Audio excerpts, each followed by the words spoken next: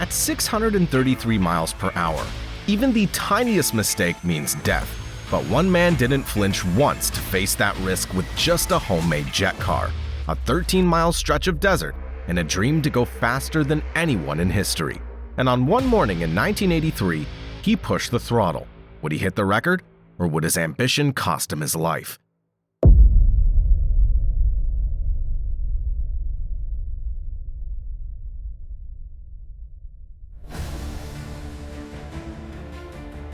Starting from where it all began, growing up in Britain, Richard Noble wasn't content just driving on roads like everyone else. He had a vision to reach speeds no one else dared even dream of. Richard's journey, which started with a fascination for speed, was only matched by his obsession with breaking records. But it wasn't just any record, because he had his eyes on the land speed record, a feat that had stood untouched for years, made by Gary Gabelick's 622.407 miles per hour from 1970. But before he could, he needed a vehicle capable of defying the laws of physics. It wasn't an easy path. At the time, Richard was a man with passion, but not exactly a fortune. But he wasn't going to let that stop him. Instead of relying on major corporate sponsorships, he tapped into his sheer willpower and intuition. This dream would be built on grit, determination, and a lot of creative thinking.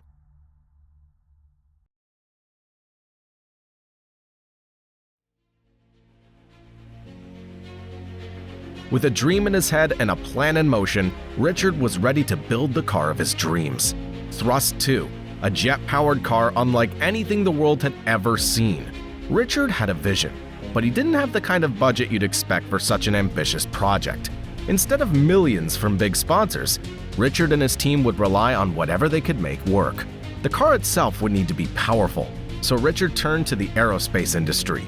The answer was clear that the car would use the same technology found in fighter jets. Thrust 2 would run on a Rolls-Royce Avon 302 engine, an iconic engine used in the British Lightning F6 jet. This choice would give the car the power it needed, but there was one significant hurdle: it would weigh 4 tons. And handling that kind of power on land was something no one had attempted before. Building the car was one thing, but then there was the challenge of making it work on a budget. Richard wasn't driving a multi-million-dollar machine like some other competitors. He had to get creative. The wheels, for instance, were made of solid aluminum. To make sure they could withstand the heat, Richard's team relied on solid metal, something that was essential for the conditions of Utah's Black Rock Desert. Designers John Aykroyd and manager Ken Norris were the low-budget heroes for Richard. While the car's exterior was built for ultimate performance, Richard knew it was the small details that would make or break the record attempt. The cockpit was fitted with custom armrests to ensure the driver could steer safely at 650 miles per hour. The fuel system, which would pump 35,000 horsepower, was primed for a journey that would push it beyond its limits. But even with all this preparation, Richard was well aware of the danger that came with such an endeavor. The odds of success were slim, but the thing about dreamers like Richard is that they never see the odds, only the goal.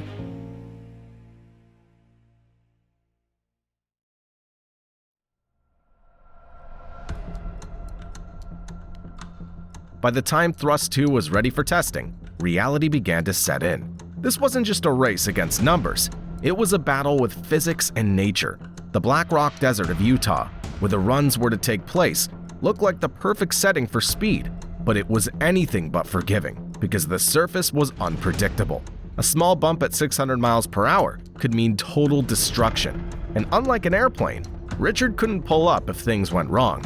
During test runs, problems began to emerge. The car vibrated violently at high speeds.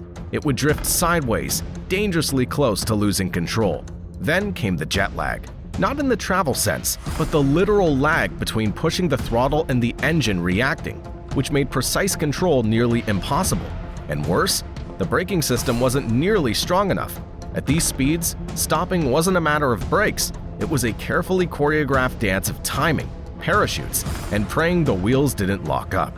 And Richard wasn't a trained pilot. He was a former marketing man who believed in going fast.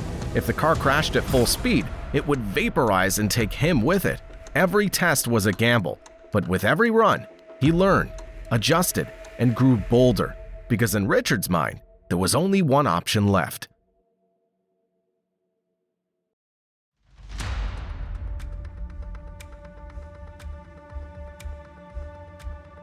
So, he went all in on October 4th, 1983, while the world held its breath. Richard Noble rolled Thrust 2 out onto the Black Rock Desert and was ready to make history. As the sun shone on the cracked earth, Thrust 2 roared to life. The jet engine screamed like a missile locked onto its target. At full throttle, Richard hurtled across the desert, gaining speed with terrifying momentum, covering a mile in just over 5.6 seconds. Inside the cockpit, every part of his body was being crushed by the force.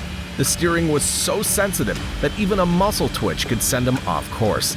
Dust whipped around him, and the landscape blurred into a white haze, while the vibrations threatened to shake the car apart. And then, the parachutes deployed as the run was over. Richard didn't celebrate just yet, because there had to be a return run. According to the rules, the record wasn't official unless the car completed 2 runs in opposite directions within an hour. So, he did it again.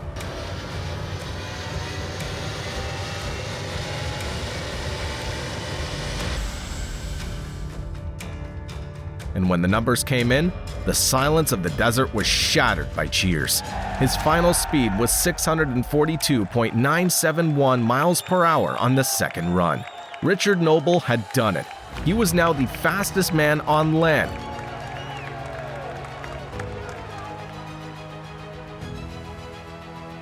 And if this story fired up your imagination, you clearly love speed and danger. So subscribe now to keep chasing with us the impossible stories that move faster than your Wi-Fi.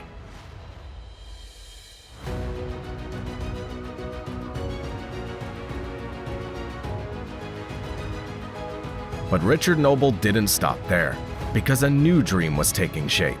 What if a car didn't just break the land speed record, but also broke the sound barrier?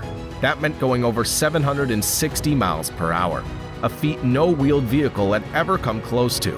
It would mean supersonic land travel, and so began the Thrust SSC project, the first land vehicle designed to go faster than sound.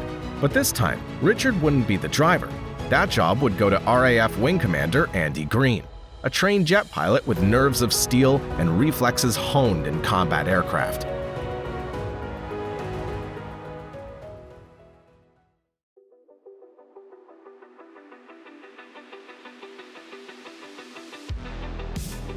Most people would have seen it as the finish line, but not Richard Noble, because even breaking the sound barrier wasn't enough for him. He set his sights on a new frontier of 1,000 miles per hour, a speed faster than a bullet, where the boundary between car and aircraft completely disappears. That dream was named Bloodhound, powered by both a fighter jet engine and a hybrid rocket. It isn't just engineering, it was science fiction brought to life, but it wouldn't come easily. Funding dried up, test runs got delayed, and the media lost interest. Still, Richard refused to quit. And in 2019, during test runs on the Hakskeen Pan in South Africa, Bloodhound roared to 628 miles per hour, a glimpse into what might still be possible. It hasn't hit 1,000 miles per hour yet, but the dream is still alive.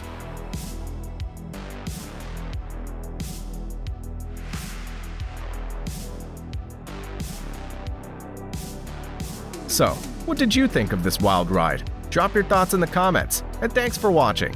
If you enjoyed this, hit like, subscribe, and tap that notification bell so you don't miss the next mind-blowing record.